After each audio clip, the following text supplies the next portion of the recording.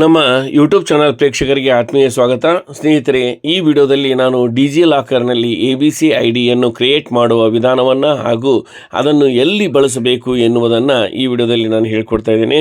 ಬನ್ನಿ ಸ್ನೇಹಿತರೆ, ನಾವು ವಿಡಿಯೋ ಮೂಲಕ ಇದನ್ನು ಹಂತ ಹಂತವಾಗಿ ತಿಳಿತಾ ಹೋಗೋಣ.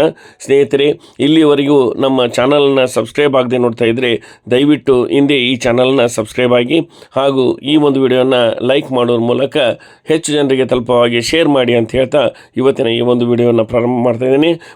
ಬನ್ನಿ ಸ್ನೇಹಿತರೆ, ನೋಡೋಣ. ಮೊದಲು ನಾವು ಗೂಗಲ್ ಸರ್ಚ್ನಲ್ಲಿ ಡಿಜಿ ಲಾಕರ್ ಅಂತ ಟೈಪ್ ಮಾಡಬೇಕು. ಆಗ ಡಿಜಿ ಲಾಕರ್ ವೆಬ್ಸೈಟ್ ಲಿಂಕ್ಗಳು ಓಪನ್ ಆಗ್ತವೆ.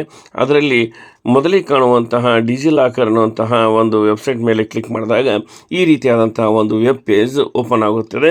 ಅದರಲ್ಲಿರುವ ಸೈನ್ ಇನ್ ಮೇಲೆ ಕ್ಲಿಕ್ ಮಾಡಿ ಸೈನ್ ಇನ್ ಯುವರ್ ಅಕೌಂಟ್ ಅಂತ ಬರುತ್ತೆ. ಅದರಲ್ಲಿ ಮೊಬೈಲ್, ಯೂಸರ್ ನೇಮ್ ಮತ್ತು ಆಧಾರ್ ಅಂತ 3 ಆಪ್ಷನ್ಗಳು ನಮಗೆ ಕಾಣಿಸ್ತವೆ.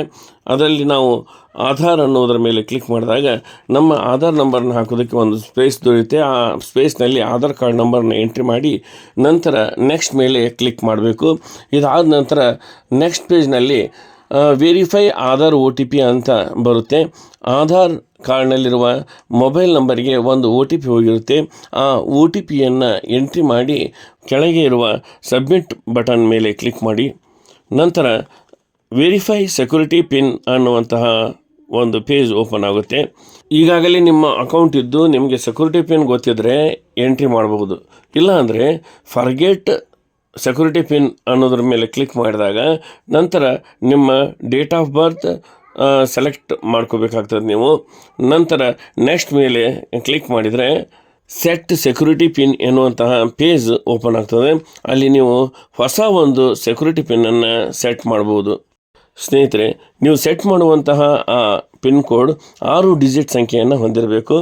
ಆ ರೀತಿಯಾದಂಥದ್ದು ಒಂದು ಪಿನ್ ಕೋಡನ್ನು ಸೆಟ್ ಮಾಡ್ಕೊಂಡ ನಂತರ ಸಬ್ಮಿಟ್ ಬಟನ್ ಮೇಲೆ ನೀವು ಕ್ಲಿಕ್ ಮಾಡಬೇಕು. ನಂತರ ವೆಲ್ಕಮ್ ಅನ್ನುವಂತಹ ಒಂದು ಪೇಜ್ ಡಿಸ್ಪ್ಲೇ ಆಗುತ್ತೆ. ಅದನ್ನು ಸ್ಕ್ರಾಲ್ ಮಾಡಿ ನೋಡಿದ ನಂತರ ಕೆಳಗಡೆ ಹಲವಾರು ಬಣ್ಣದ ಬಾಕ್ಸ್ಗಳು ಕಾಣಿಸ್ತವೆ. ಅದರಲ್ಲಿ ನೀಲಿ ಬಣ್ಣದ ಒಂದು box academic bank of credits ಅಂತ ಇರ್ತದೆ. ಅದರ ಮೇಲೆ ನೀವು ಕ್ಲಿಕ್ ಮಾಡಬೇಕು. ನೆಕ್ಸ್ಟ್ ಪೇಜ್ ಅಪಾರ್ ID ಎನ್ನುವ ಪೇಜ್ ಡಿಸ್ಪ್ಲೇ ಆಗ್ತದೆ. ಅದರಲ್ಲಿ ನಿಮ್ಮ ಹೆಸರು, ಜನ್ಮ ದಿನಾಂಕ, ಲಿಂಗ ಇವೆಲ್ಲವೂ ಇರ್ತವೆ. ಅದರ ಕೆಳಗಡೆ ಐಡೆಂಟಿ ಟೈಪ್ ಅಂತ ಇರುತ್ತೆ. ಅದರ ಮೇಲೆ ಕ್ಲಿಕ್ ಮಾಡಿ ಅಲ್ಲಿ identity type dialogue box open ಆಗುತ್ತೆ. ಅದರಲ್ಲಿ ರಿಜಿಸ್ಟ್ರೇಷನ್ ನಂಬರ್ ಅನ್ನೋದರ ಮೇಲೆ ಕ್ಲಿಕ್ ಮಾಡಿ ಓಕೆ ಮೇಲೆ ಕ್ಲಿಕ್ ಮಾಡಿ ಕೆಳಗೆ ಐಡೆಂಟಿ ವ್ಯಾಲ್ಯೂ ಅಂತ ಇದೆ. ಅಲ್ಲಿ ನಿಮ್ಮ UCMS ID ಹಾಕಿರಿ. ಅದರ ಕೆಳಗಡೆ ಅಡ್ಮಿಷನ್ ಇಯರ್ ಅಂತ ಇದೆ. ನೀವು ಯಾವ ವರ್ಷ ಪ್ರವೇಶ ಪಡೆದಿದ್ದೀರಿ ಅದನ್ನು ಹಾಕಬೇಕು.